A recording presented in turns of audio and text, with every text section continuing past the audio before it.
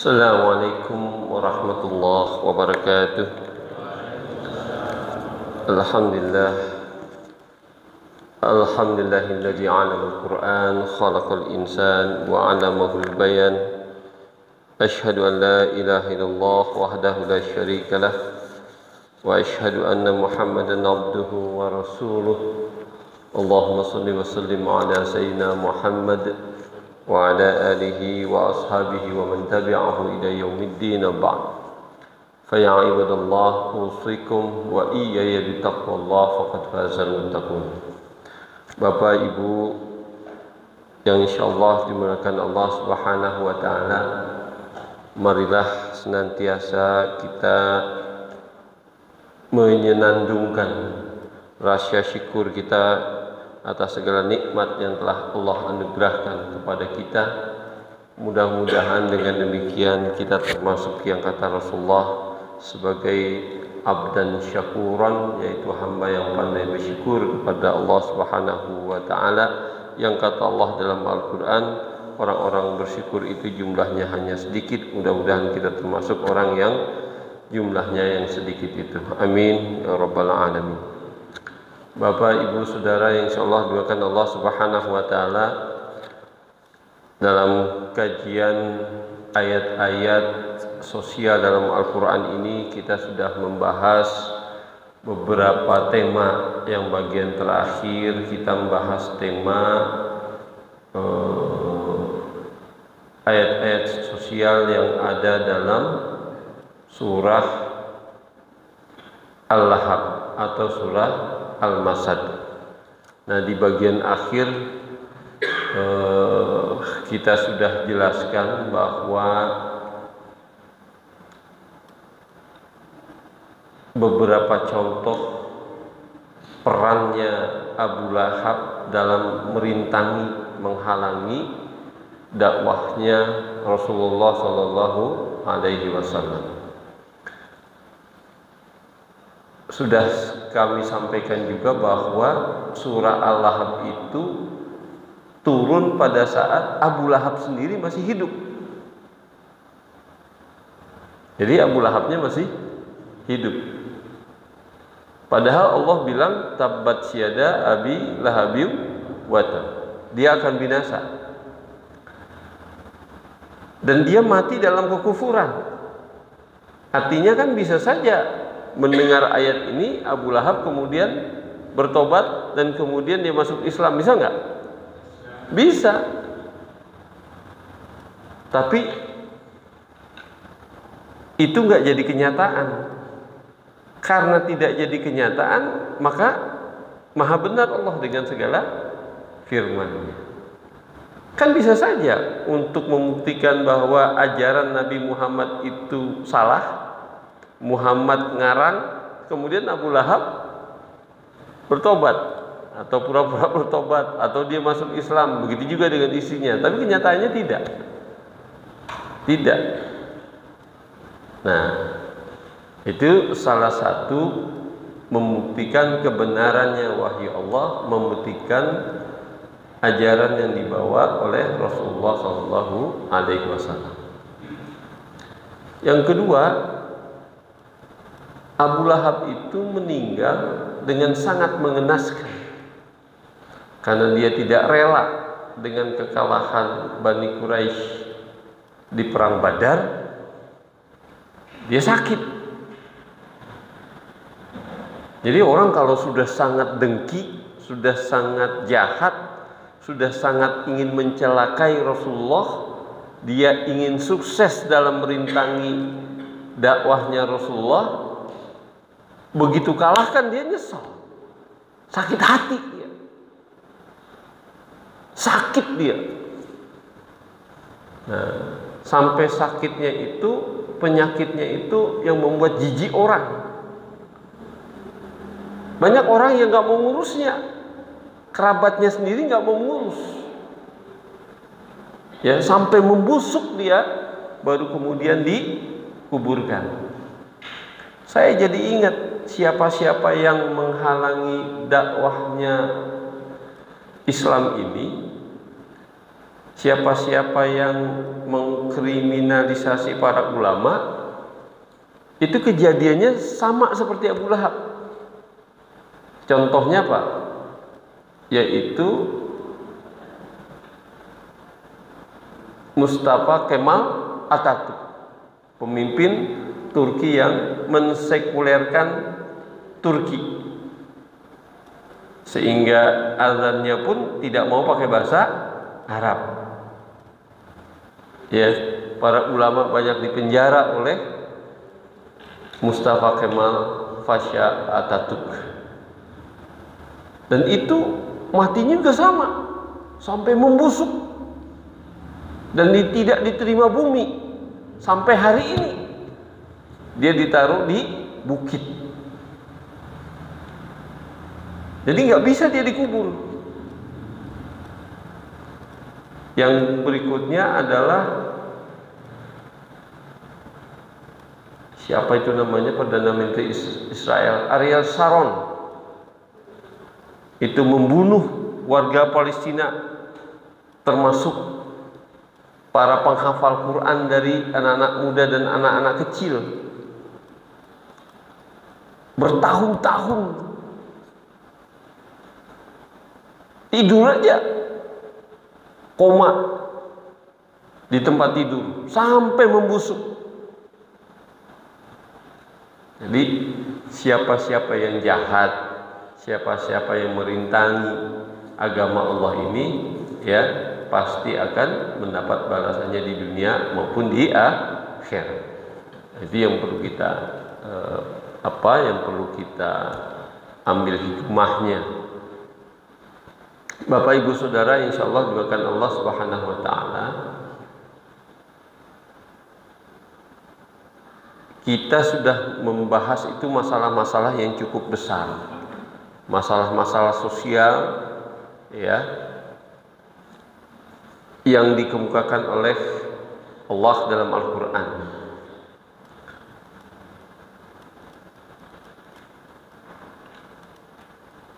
Kalau kita lihat sistematika dalam Al-Quran itu, dari Al-Fatihah, kemudian surah-surah panjang, Al-Baqarah, Ali Imran, An-Nisa, Al-Maidah, itu surah-surah panjang semua. Kemudian masuk ke surah-surah pendek di Juz Amma di bagian akhir. Kalau Al-Fatihah itu ibaratnya sebuah buku adalah pendahuluan, maka surah Al-Baqarah, Ali Imran, An-Nisa dan seterusnya surah-surah panjang itu adalah chapter-chaptersnya atau bab per babnya yang menjelaskan isi dari pendahuluan, dan surah-surah pendek itu adalah merupakan kesimpulannya. Nah, kalau kita bahas misalnya berdasarkan sistematika Al-Quran ini, maka di ujung-ujungnya itu ketemu tadi seperti surah Al-Lahab, Qul huwallahu ahad, Allahus samad, lam yalid wa lam yulad, kan pendek-pendek semua. Kemudian Al-Asr, innal insana lafi khusrin, itu pendek juga, itu udah pernah kita bahas juga. Terus kemudian Qul a'udzu birabbil falaq, Qul a'udzu birabbin nas, pendek juga. Yang terakhir itu kan Qul a'udzu birabbil falaq, Qul a'udzu birabbin nas. Yang terakhir surah Al-Falaq dan surah An-Nas dalam sistematika Al-Quran.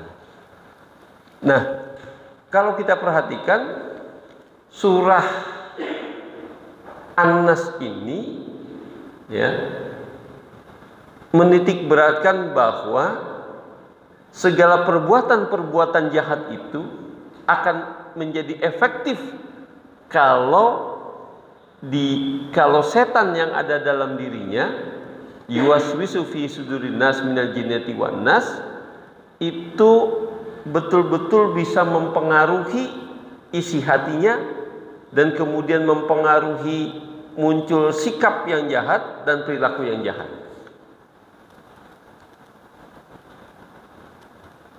Tapi kalau di Qul a'udzu birabbil falaq min syarri ma khalaq, itu penyebab kejahatannya pengaruhnya dari faktor luar. Nah, sementara kalau dari surah An-Nas penyebabnya adalah dari dalam dia sendiri, yaitu dari mana? Yaitu dia bisa dipengaruhi oleh yuwaswisu fi sudurin nas, dipengaruhi oleh bisikan-bisikan jahat dari setan.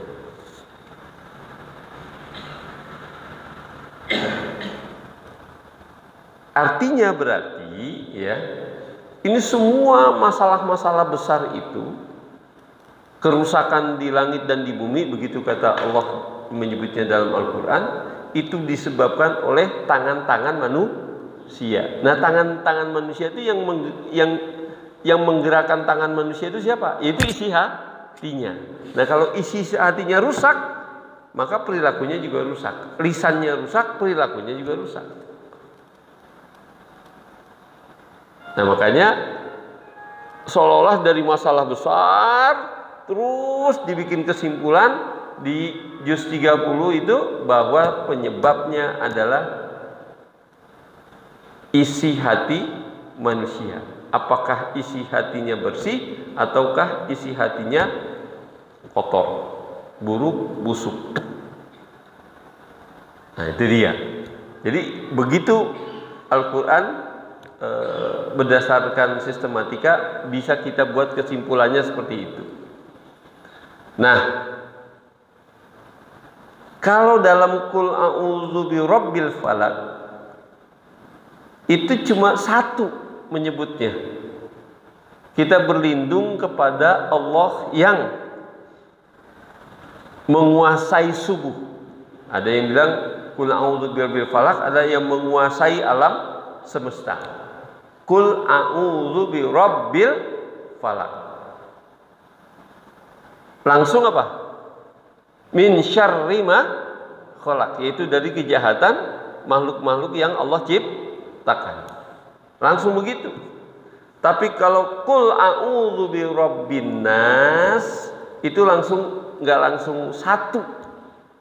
Tidak satu nyebutnya, sampai 3. Qul a'udzu birabbin nas, malikin nas, ilahin nas. 3. Padahal penyebabnya adanya di dalam diri manusia itu sendiri. Kejahatannya ya ada di dalam diri manusia itu sendiri. Tapi kalau Al-Falaq itu kejahatannya dari faktor luar. Tapi kalau faktor luar cuma bilang Qul a'udzu birabbil falaq. Yang dipakai adalah Rabbul Falaq, yang menguasai alam semesta, yang menciptakan alam semesta, yang membina alam semesta, yang memelihara alam semesta. Itu kalau di Al-Falaq. Jadi penyebabnya kejahatan itu adalah dari faktor luar, itu cuma pakai Rabbul Falaq. Tapi kalau dari An-Nas, penyebabnya, sumbernya adalah dalam diri manusia ini sampai dipakai 3 kali.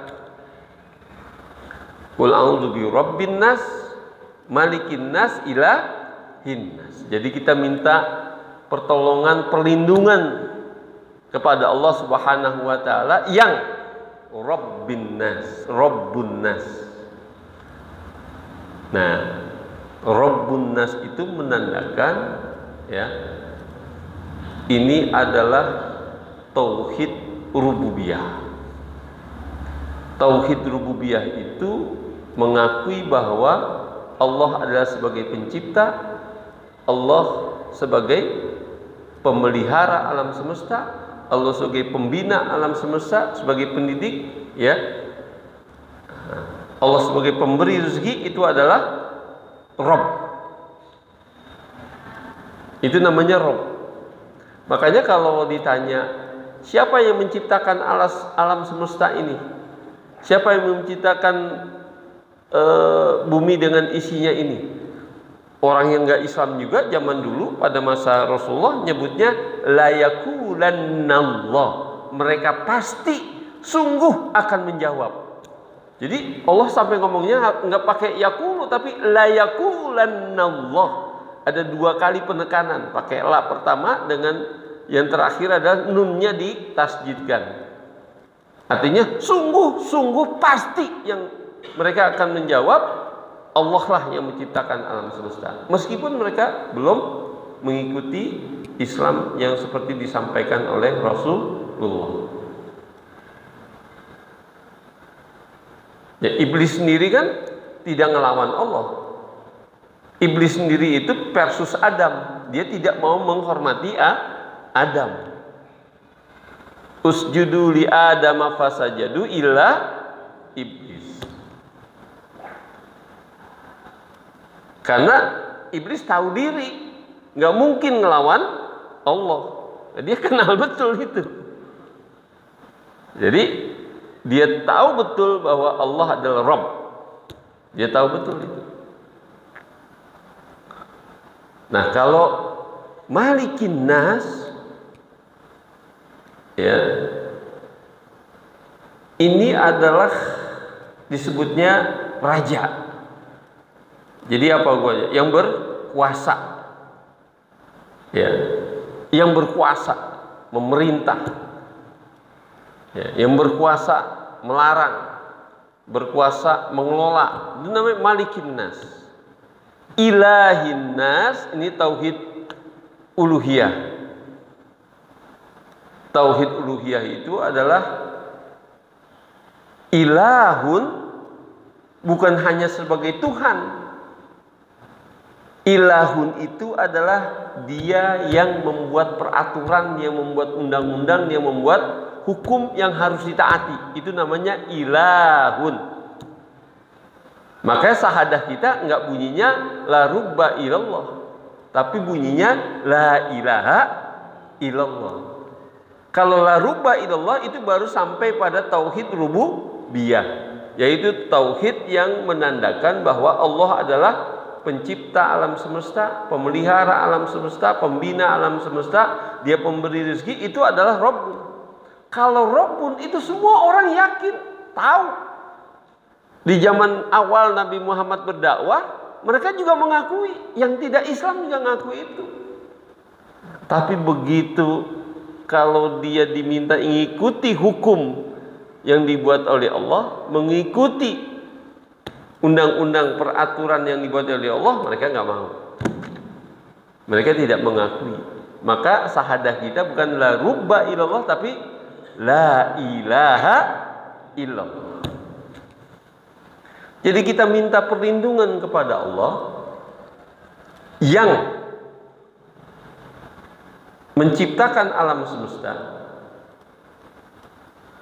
yang membina alam semesta, yang memelihara alam semesta, yang memberi rezeki, dan kita kemudian minta perlindungan kepada Allah yang Malikin Nas, yang menguasai alam semesta ini. Dan yang ketiga, kita meminta perlindungan kepada Tuhan yang membuat hukum, membuat undang-undang untuk alam semesta ini. Nah, minta perlindungan untuk apa? Min syarril waswasil khannas. Minta perlindungan dari kejahatan, ya, kejahatan yang apa tuh, yang dibisikkan oleh setan secara tersembunyi. Qul a'udzu birabbin nas, malikin nas, ilahin nas, min syarril waswasil khannas. Nah, kejahatan itu alladzi yuwaswisu fi sudurin nas, yaitu dibisikkan ke dalam dada manusia. Siapa pelakunya? Minal jinnati wan nas. Jadi gini kalau digambarkan. Di ayat ini Allah Subhanahu wa taala menegaskan bahwa kita minta perlindungan kepada siapa? Kepada Allah. Dengan 3 sifatnya. Rabb, Malik, Ilah. Minta perlindungan dari apa? Dari kejahatan, bisikan yang dilakukan oleh siapa? Oleh jin dan manusia. Jadi kalau kita lihat ya, min syarril waswasil khannas itu adalah produknya. Yuwaswisu fi sudurinas itu adalah metode atau strateginya atau caranya. Jadi cara menggoda orang apa? Dengan cara apa? Membisikkan. Caranya membisikkan. Cara menggoda orang itu membisikkan, merayu, terus saja membisikkan, merayu. Nah, pelakunya siapa? Pelakunya adalah jin dan manusia. Nah, sekarang kita pengen bahas pertama adalah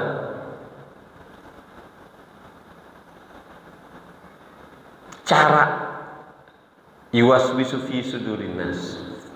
Cara yang dilakukan oleh setan itu ya dalam merayu manusia itu adalah dengan berbagai cara. Oh, sebelumnya begini, saya mau ceritakan dulu ini. Ada ayat Allah surah Az-Zukhruf. Zukhruf itu surah ke-43. Ayatnya ayat 36. Wa may ya'su an dzikrir rahman nuqayyid lahu syaitan fa huwa lahu qarin. Siapa-siapa yang mengabaikan pengajaran Allah yang Maha Rahman, maka diadakan dalam dirinya itu syaitan. Fa huwa lahu qarin, maka kemudian syaitan itu menjadi teman seiringnya. Ya, saya ulangi nih. Begitu kita mengabaikan pengajaran Allah, ajaran Allah, Al-Quran ini, karena Ar-Rahman itulah Allamal Quran, khalaqal insan wa 'allamul bayan. Asy-syamsu wal qamaru bi husban wan najmu wasyajaru yasjudan, terus sampai akhir dalam surah Ar-Rahman. Ar-Rahman itu adalah dia yang mengajarkan Al-Quran, yang menciptakan manusia dan kemudian memberikan keterangan-keterangan untuk bisa kita pahami yang ada dalam Al-Quran itu. Dia yang membuat matahari, bulan dan benda-benda langitnya sujud dan seterusnya. Itu adalah Ar-Rahman. Siapa yang melupakan, mengabaikan dari ajaran Allah ini, melupakan Allah ini, maka Allah adakan dalam dirinya syaitan. Kalau udah ada syaitan itu, maka dia jadi qarin, yaitu teman seiringnya. Nah, dalam hal ini Rasulullah SAW mengatakan begini, untuk setiap orang itu diutus seorang pendamping, yaitu dari kalangan jin, dari kalangan setan. Jadi setiap orang itu dari awalnya sudah diutus apa? Pendampingnya yang namanya qarin, yaitu apa? Teman seiringnya yang berasal dari bangsa jin. Sahabat nanya, termasuk engkau ya Rasulullah? Ya, termasuk saya. Jadi Rasulullah juga sejak dari awal ya, begitu lahir sudah ditemani sama yang namanya qarin. Qarin itu yang membisik-bisikkan yuwaswisu fi sudurinas apa? Kejahatan, kecenderungan untuk melanggar, untuk membangkang kepada Allah. Jadi Rasulullah pun ya dibuat sejak dari awalnya ada qarinnya. Cuma kata Rasulullah, lanjutannya kata Rasulullah, hanya saja saya dibantu oleh Allah untuk menundukkannya sehingga jin itu masuk Islam.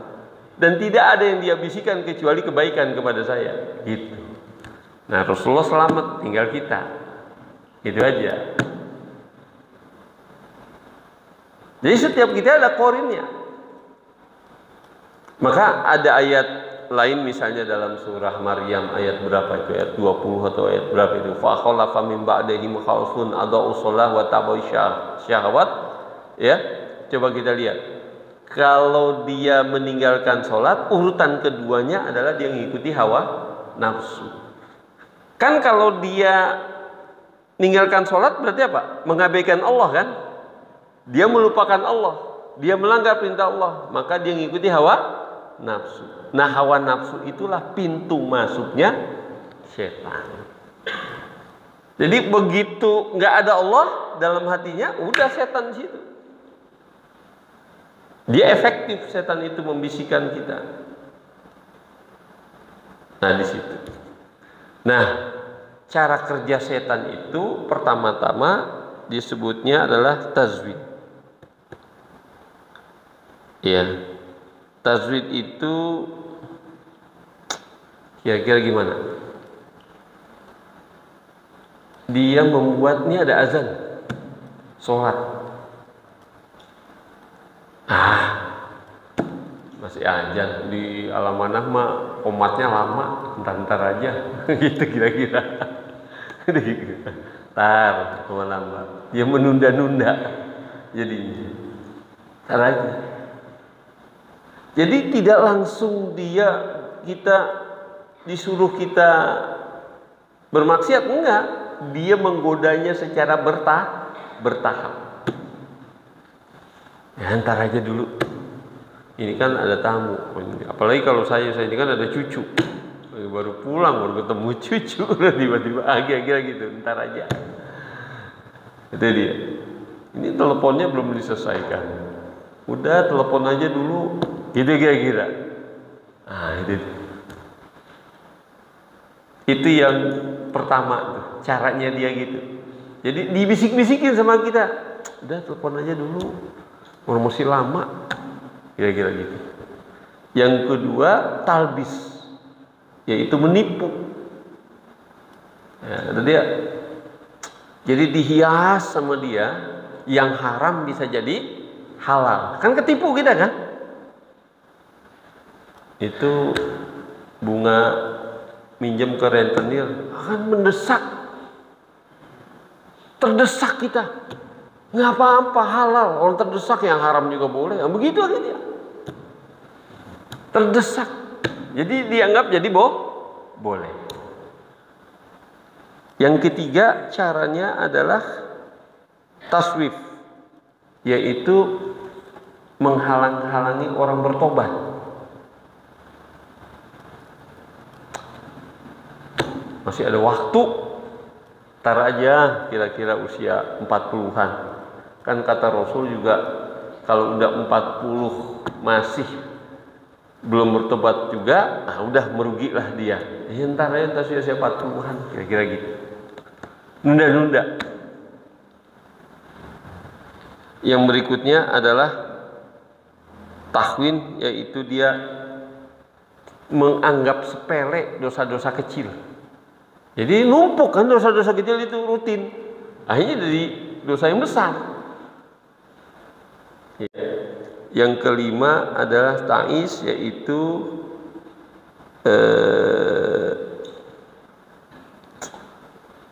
dia putus asa dari bertobat. Padahal sesungguhnya Allah Ghafurur Rahim. Innallaha Ghafurur Rahim. Allah itu Maha Pengampun. Tobat itu nggak diterima kalau udah di sakaratul maut. Kalau udah mau diambil nyawa kita, itu ditolak. Tapi kalau sebelum itu masih mungkin. Nah, ini cara-caranya dia. Makanya bahasa Quran itu ya, sesungguhnya setan itu strateginya lemah, sangat lemah, sangat lemah.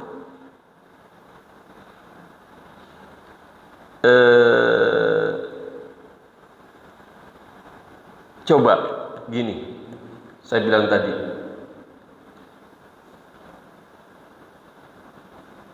ini kan kepepet, udah aja pakai pinjam ke rentenir. Nah, bahasa itu ya dibilang itu kepepet, padahal kan masih bisa cara yang lain.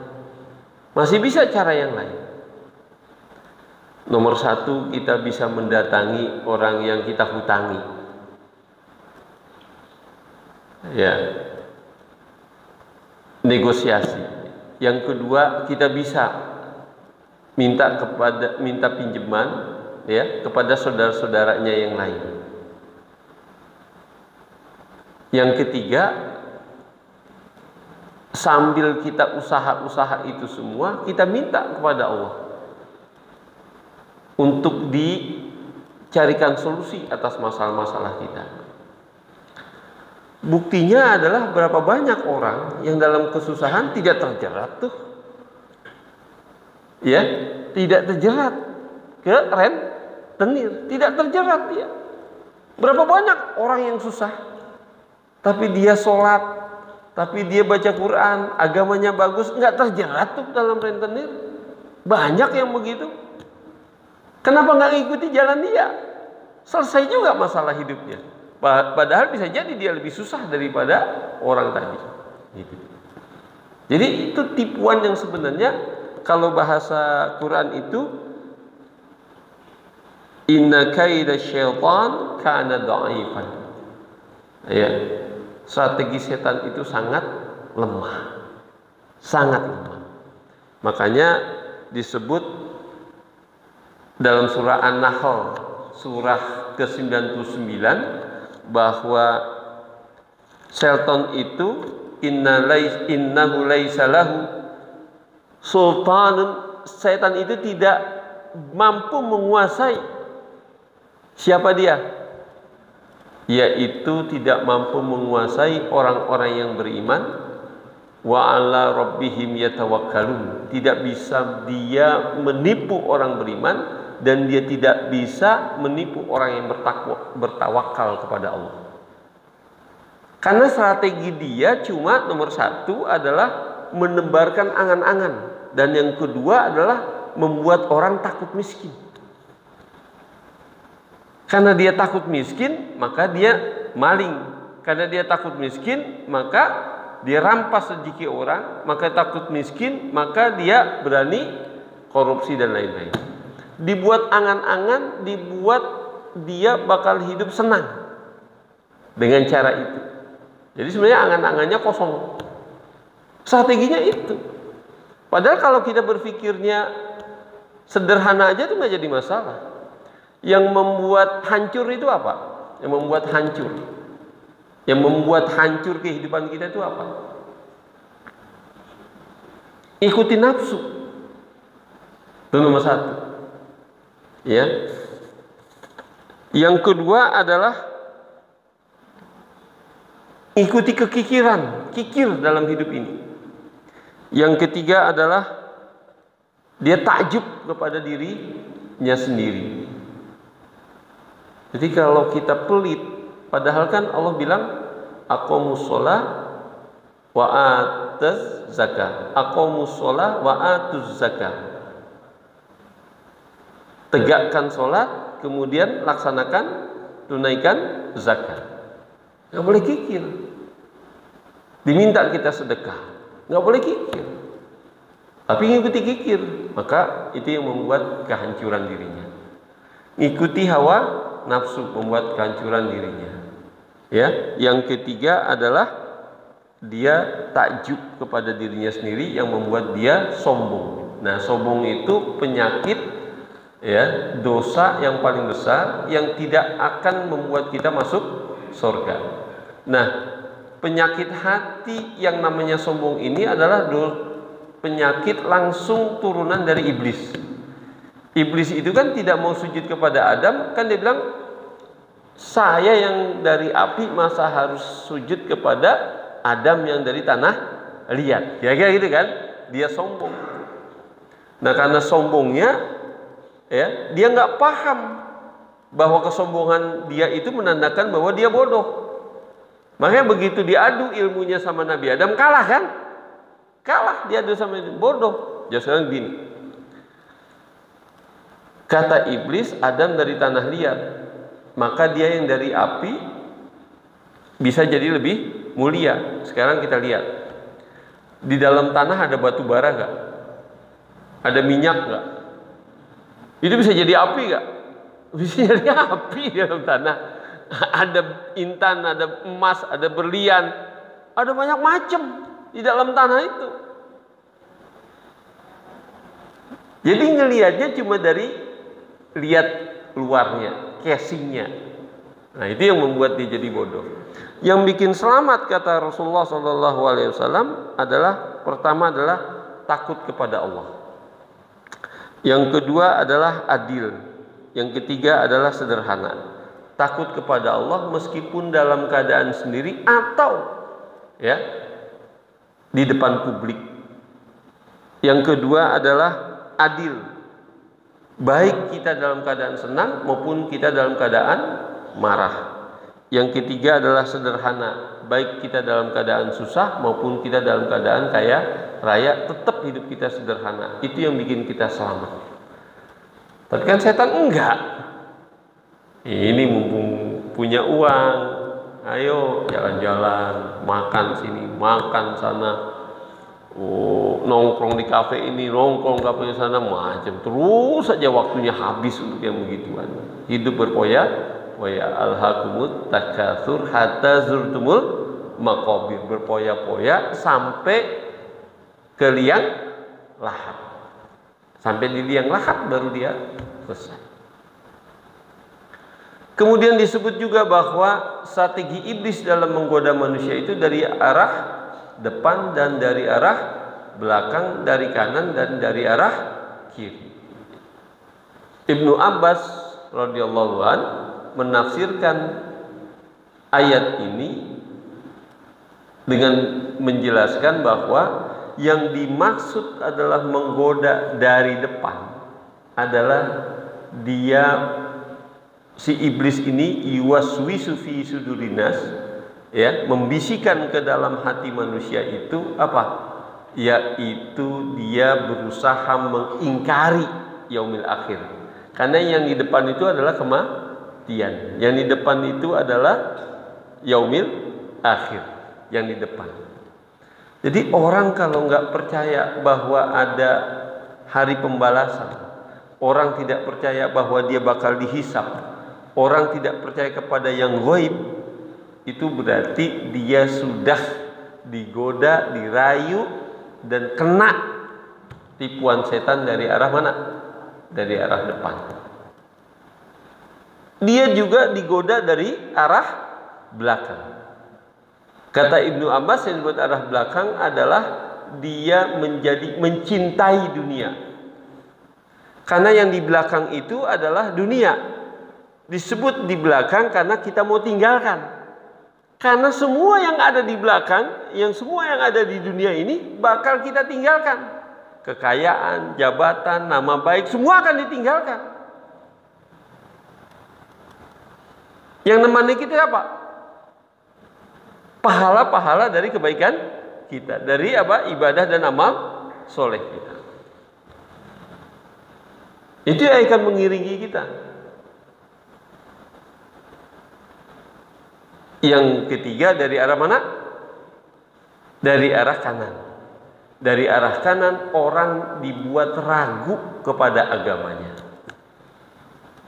Makanya kalau ada orang nggak masuk akal, Quran itu adalah tanpa celah, maka dibuatlah buku yang nulis orang Islam juga, yang terjemahkan orang Islam juga, ya, dibuatlah buku di mana di situ ditulis yang membuat orang ragu kepada Al-Quran. Ada cerita bahwa ada ayat Al-Quran yang ketinggalan, belum dimasukin oleh Utsman bin Affan. Ya, kira-kira gitulah. Jadi ayat Quran yang ketinggalan. Jadi ya. Nah, kalau ditelusuri semuanya dari segi sejarahnya, jadi dusta belaka, dibuat ragu orang. Kemudian dakwah Rasulullah sampai menguasai separuh dunia itu disebutlah sebagai hegemoni Bani Quraisy, kaum Quraisy. Hegemoni itu maksudnya nafsunya orang Quraisy untuk menguasai dunia. Jadi itu bukan dianggap sebagai dakwah. Yang menerjemahkan siapa? Orang Islam juga. Dibuat ya kita jadi ragu. Udahlah, doa melulu. Udah aja lakukan sekarang, nggak usah pakai doa lagi. Nah itu dibuat ragu dengan doa kita, dibuat ragu. Nah dari arah kiri kata Ibnu Abbas menjelaskan bahwa kita dibuat yang namanya maksiat jadi indah. Dia laki-laki kesana kemari dengan perempuan itu jadi indah, jadi keren. Ya, dia didampingi ganti-ganti wanita cantik itu dianggap keren, gitu dia. Jadi indah. Nah, itulah yang dimaksud dia setan menggoda dari arah depan, belakang, kanan dan kiri. Yuwaswisu fi sudurin nas. Dan itu setiap hari, bahkan setiap hari, setiap saat, setiap detik. Karena kan yang namanya korin mengiringi kita terus saja. Nah kita sering tuh perang batin. Nah itu salah satunya adalah peran dari korin.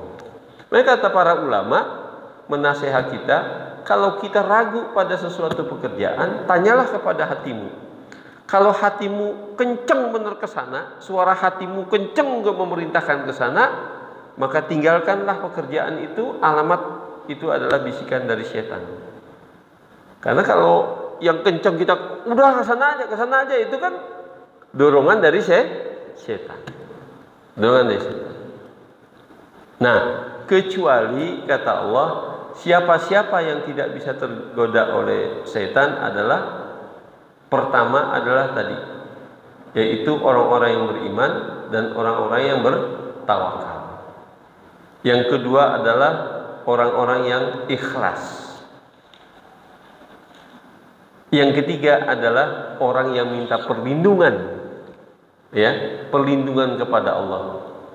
Begitu kita ada was-was dalam hati kita, maka kata Allah dalam Al-Qur'an, "Fasta'iz billahi minasyaitonir rajim." Kita mengucapkan a'udzubillahi minasyaitonir rajim. Yang keempat adalah yang memiliki qalbun salim, yaitu hati yang bening. Ditanya oleh sahabat, ya Rasulullah, apa yang disebut dengan qalbun salim? Di dalam dirinya tidak ada dendam, di dalam dirinya tidak ada pengkhianatan, di dalam dirinya kecil amarahnya, di dalam dirinya tidak ada yang namanya hasad atau dengki. Ada sebuah cerita, Bu, orang yang dijamin masuk surga, kemudian diamati oleh sahabat yang lain. Dia nginap di rumah yang kata Rasulullah dia dijamin masuk surga. Sholat demi sholat biasa aja. Malam-malam nggak pakai qiyamul lail. Malamnya nggak pakai qiyamul lail. Sedekahnya biasa saja. Semuanya serba biasa. Ya kayak kita lah pada umumnya serba biasa. Tapi kata Rasulullah dia adalah calon penghuni surga. Sampai orang itu tanya, ini benar yang kamu lakukan hari-hari begini? Iya. Yang kamu lihat itulah faktanya. Tapi kata Rasulullah, kamu ini adalah calon penghuni surga. Apa rahasia kamu? Dia juga bingung mau jawab apa. Kata dia, yang kamu lihat inilah saya. Saya tidak berdusta. Kenyataannya sehari-hari saya beginilah hidup saya. Tapi dia bilang lagi, apa mungkin ini? Di dalam hati saya tidak ada hasad sama orang lain. Tidak pernah dengki sama orang lain. Nggak pernah dengki aja sama orang lain bisa membuat kita masuk surga. Saya menyesal. Nah, jadi kalau kita perhatikan seperti kata hadis Rasulullah, di dalam tubuh manusia itu ada mudghah. Kalau dia fasadat, artinya rusak, maka fasadul jasad. Maka seluruh tubuh itu juga rusak. Tapi kalau dia baik, maka seluruh tubuhnya juga adalah baik. Maka itu adanya di dalam hati, qalbun, di dalam hati kita. Maka hati ini, kata Ali bin Abi Thalib radhiyallahu an, mengatakan hati ini bisa mati kalau tidak ada ilmu. Hati ini bisa hidup kalau kita senang dengan ilmu. Kita senang memahami Al-Quran, kita senang menghadiri majelis ta'lim, itu ya hati akan hidup. Kalau hati akan hidup, maka kita juga segar, badan kita segar, sehat. Hati ini bisa sakit kalau dia melupakan Allah.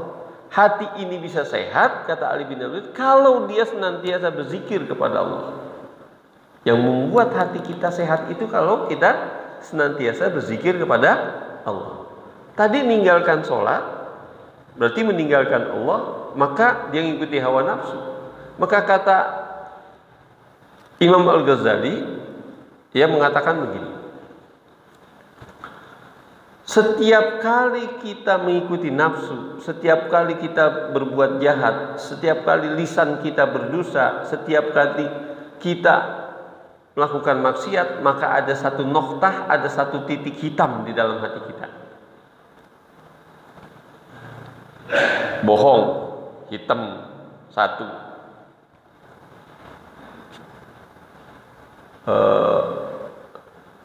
Ini nyolok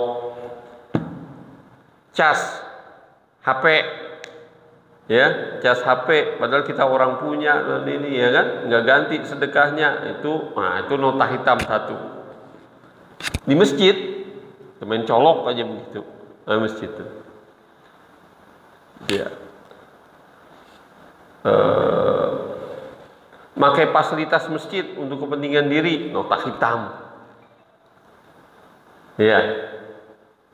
Apalagi korupsi, nota hitamnya gede. Nah, kalau udah hitam begitu, maka yang terjadi adalah, kata Imam Al-Ghazali, setan itu senantiasa maunya mendekat kepada manusia. Dan setan itu sangat kelaparan. Kalau hati kita kotor, itu alamat banyak makanan di dalam hati kita. Maka dia akan terus datang dan menyerang kita.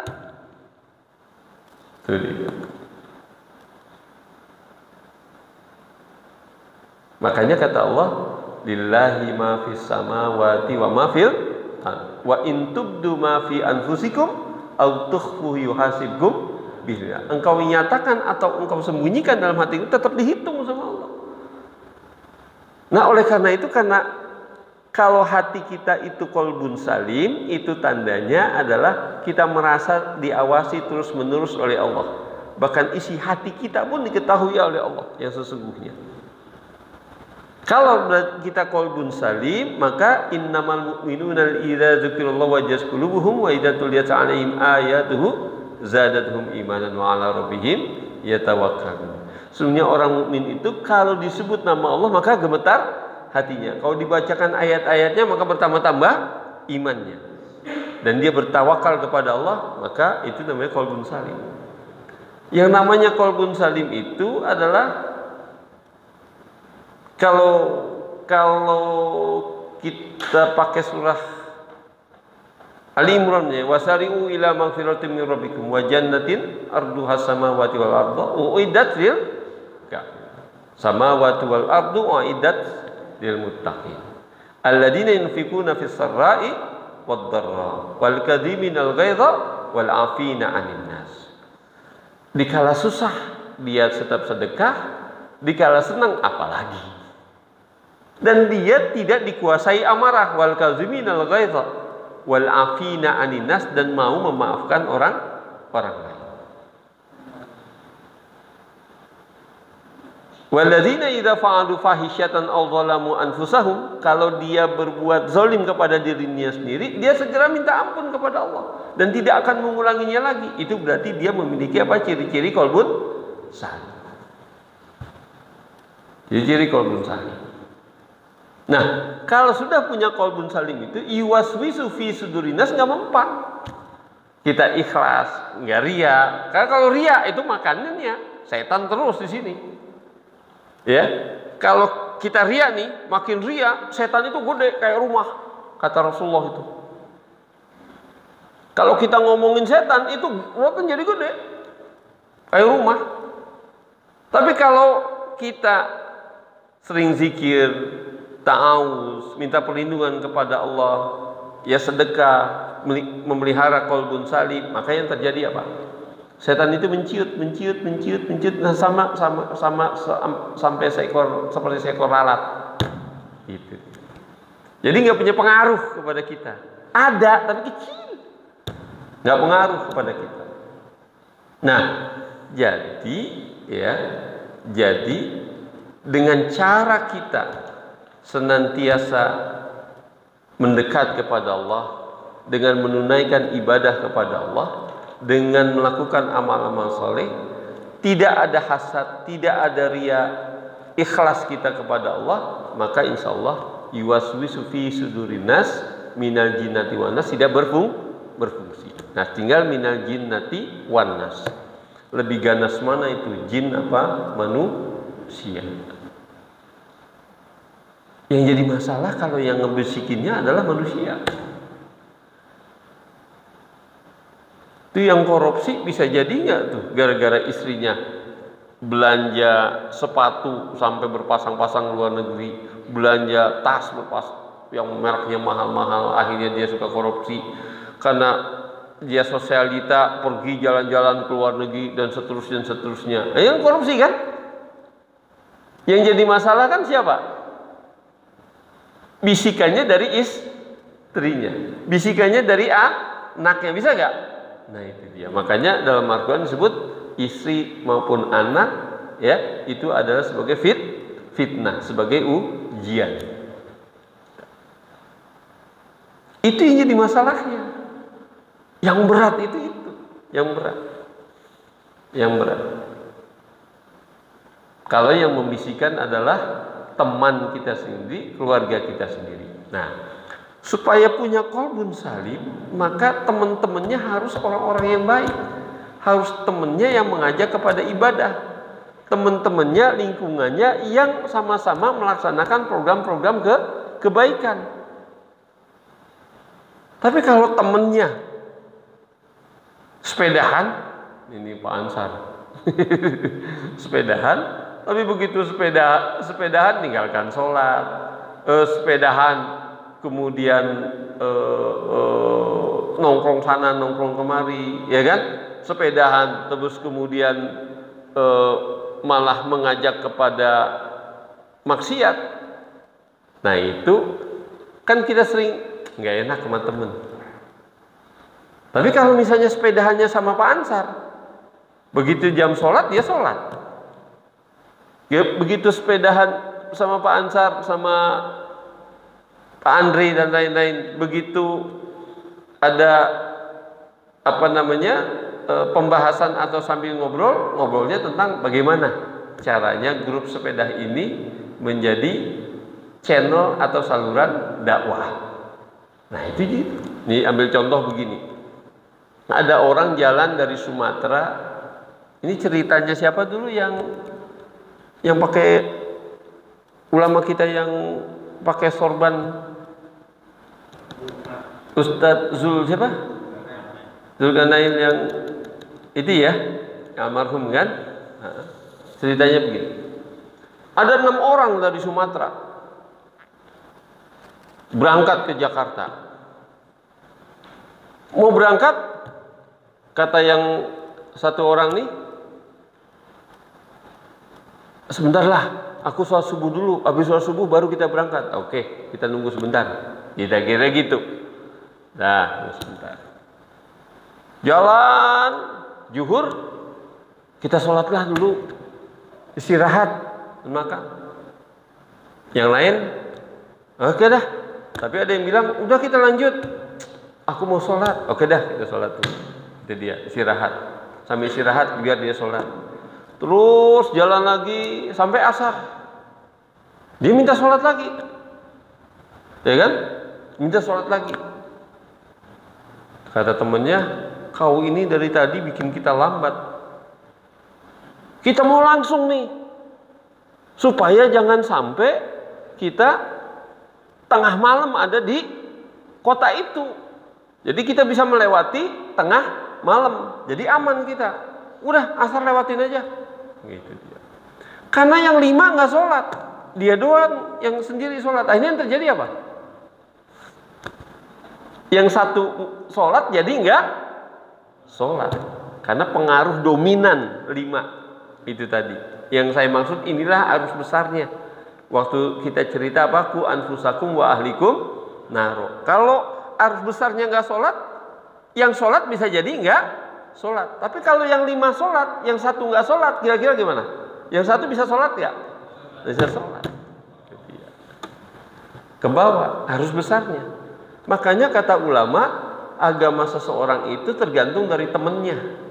Ini yang saya maksud dengan ayat-ayat sosialnya nanti, makna sosialnya. Tergantung dari lingkungannya, tergantung dari habitatnya. Nah itu yuwaswisu fi sudurin. Ini kita lagi sholat nih, anak-anak bercanda. Udah lagi ngikuti imam bacaannya, terus kita ngikuti apa lagi maknanya. Kan begitu lari-larian, itu anak siapa sih kan gitu, orang tuanya nggak kan gitu kan. Udah jadi lupa semuanya. Lupa semuanya. Jadi begitu kita sholat, muncul di pikiran-pikiran kita itu. Begitu kita sholat, lupa akhirnya rokaatnya. Karena begitu kita sholat, itu pasti ada setan khusus yang menggoda kita. Nah, karena itulah kata Rasulullah, khusyuk itu susah. 1 rakaat aja kita khusyuk, maka dianggap seluruhnya jadi khusyuk. 1 rakaat aja khusyuk, seluruhnya jadi khusyuk. Karena khusyuk itu susah. Nah, sejak dari awal kita Allahu Akbar. Nah, itu ingat Allahu Akbar. Itu dia. Nah, supaya kita tidak tergoda oleh syaitan. Nah, sejak dari awal. Nah, Bapak Ibu Saudara, insya Allah diberkahi Allah Subhanahu Wa Taala. Ini saya sampaikan karena kita ingin menjelaskan keseluruhan masalah-masalah sosial itu, ya, itu berpulang kepada individu, kepada SDM, sumber daya manusianya. Nah, Allah jelaskan itu. Jadi kalau begitu, kalau kita membangun bangsa, yang dibangun apanya dulu? Manusianya dulu. Yang dibangun apanya dulu? Kalau bahasa Soekarno dulu apa? Karakter building. Yaitu membangun karakter. Bahasa kita apa? Membangun akhlak. Membangun akhlak kepada Allah, membangun akhlak kepada orang tua, membangun akhlak kepada sesama manusia. Itunya dulu. Bukan ilmu dan teknologi, bukan yang maksud ilmunya sama pikiran kita adalah wah dia bisa kedokteran, dia bisa komputer, bisa ilmu teknik dan bukan itu. Tapi ilmu yang membuat dia semakin dekat kepada Allah. Bukan teknologi, bukan. Qad khalat min qablihum sunan fasiru fil ard fanzuru kaifa kana akibatul mukadzibin. Itu adalah fi qulubihim maradun fazadahumullahu maradan. Di dalam hatinya ada penyakit. Dan itu dia yang membuat dia mendustakan agama. Nah, orang-orang yang mendustakan agama itulah yang dibuat hancur oleh Allah. Itu semua negeri yang dihancurkan oleh Allah, kaum Ad, kaum Samud, itu seluruhnya adalah kaum-kaum yang mendustakan agama Allah. Kenapa mereka mendustakan agama? Karena apa? Mengikuti hawa nafsu, karena di dalam dirinya, dalam hatinya ada penyakit. Itulah yang membuat dia dipenuhi oleh setan. Setan terus menyantap dan bersemayam di dalam hati dia, sehingga dia dibisik-bisikkan terus-menerus oleh setan. Gitu dia. Dan memang dalam kecenderungan dia sendiri juga udah ke arah itu, maka mudah bagi setan untuk merayunya. Nah, inilah yang kita perlu sama-sama sadari, bahwa saya ulangi lagi, seluruh kerusakan semesta, kerusakan alam semesta, ada ketidakadilan, ada korupsi, ada hukum yang tidak adil, itu seluruhnya adalah karena apa? Karena disebabkan oleh pelaku-pelakunya itu apa? Dipenuhi oleh syaitan. Yuwaswisu fi sudurin nas, itu diikuti terus dari jin dan manusia. Baca deh atau lihat deh film-film, ada polisi baik aja. Film-film barat kan begitu. Ya. Ada polisi baik, sekelilingnya ada polisi yang jahat. Apa yang terjadi dengan polisi baik? Itu yang terjadi. Nah, maka jaga qabul salim dengan beribadah, dengan zikir senantiasa, dengan tilawah Quran. Bahkan kita bilang auzubillahi minasyaitonirrajim tapi dengan qalbun salim, tidak ada dengki ya, senantiasa berzikir kepada Allah, itu terbit-birit setan. Kita baca alhamdulillahirabbil alamin, terbit-birit setan. Tapi kalau kita mau ta'awuz, mau alhamdulillahirabbil alamin tapi hatinya penuh dengki, penuh dengan hasad, dendam dengan orang, marah, nggak akan efektif. Tidak akan efektif. Nggak akan lari itu setan. Wallahu a'lam bishawab. Mudah-mudahan ada manfaatnya. Lebih kurang mohon maaf. Terima kasih atas perhatiannya. Assalamualaikum warahmatullahi wabarakatuh.